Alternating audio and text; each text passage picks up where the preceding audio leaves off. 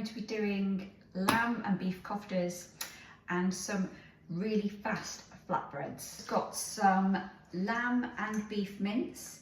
I've used a 5% fat beef mince, and I've also found a 10% fat lamb mince, which is really good because they're normally 20%, and Tesco currently, I found, have done the 10%. So today I'm using some fresh mint. You could use dried, smoked paprika, a little bit of ground cinnamon, some ground coriander and some cumin. Then I'm going to add some garlic, salt and pepper, and then some grated red onion.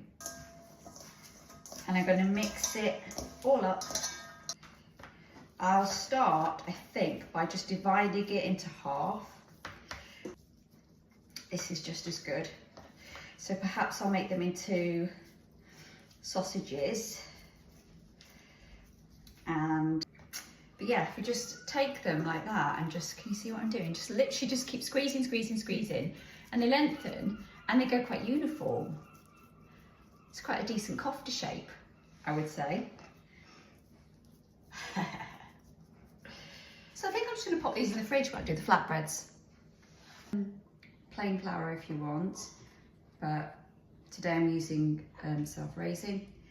And then I'm going to add a little bit of baking powder to it, and I'm going to mix that in, just a teaspoon.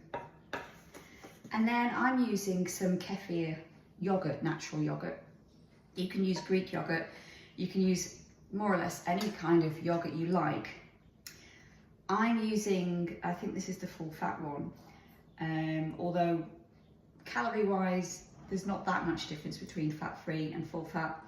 But what I do find is that when you're making flatbreads, if you've got some fat in the yogurt, I think they come out a bit softer. They definitely do, and you can roll them a bit more easier as well. But it's totally up to you. If you want to have reduced fat, then that's absolutely fine. I also now add a little bit more flour than yogurt, so the flour yogurt ratio isn't equal. Once we have it mixed, we'll grab it and we'll work on it. And we'll get it, and so we'll put it into a nice ball.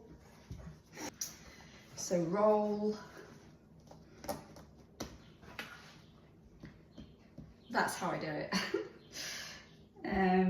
1, 2, 3, 4. And there you have it. 4 flatbreads, and then we're going to shape. So all I'm going to do is fast roll, and the reason for a fast roll is the dough is less likely to stick to your pin. I haven't even floured the pin. I just know that when I roll quite quickly, it's less likely to stick. I'm just on my last one, and I put them on the tray like this.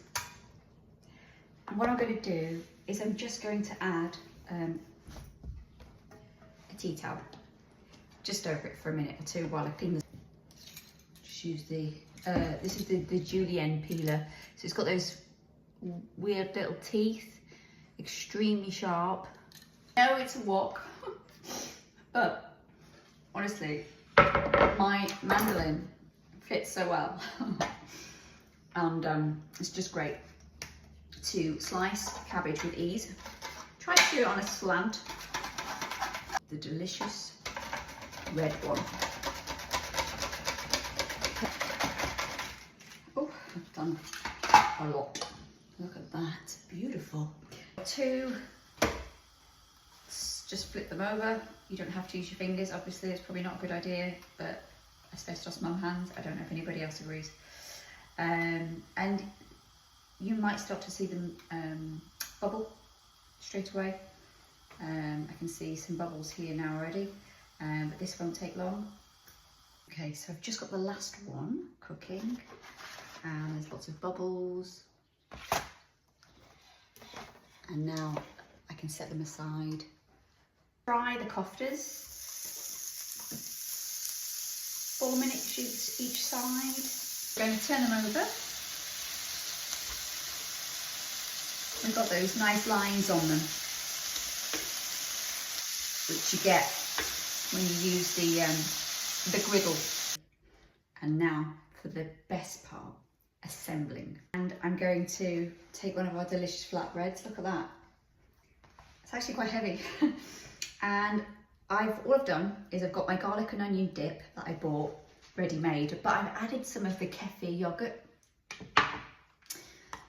to lighten it, basically. Peppers, tomatoes and cucumber. You can of course add onion. There is onion in the koftas. And then I'm just going to add some of the delicious slaw. A few sprigs of rocket, and then bang, bang, look at that. Oh. I'm going to add some feta as well, because I just think it deserves feta. Crumbly, fresh feta. And that is ready. And you can fold it, wrap it, do whatever you want with it, but just enjoy it, because that is delicious.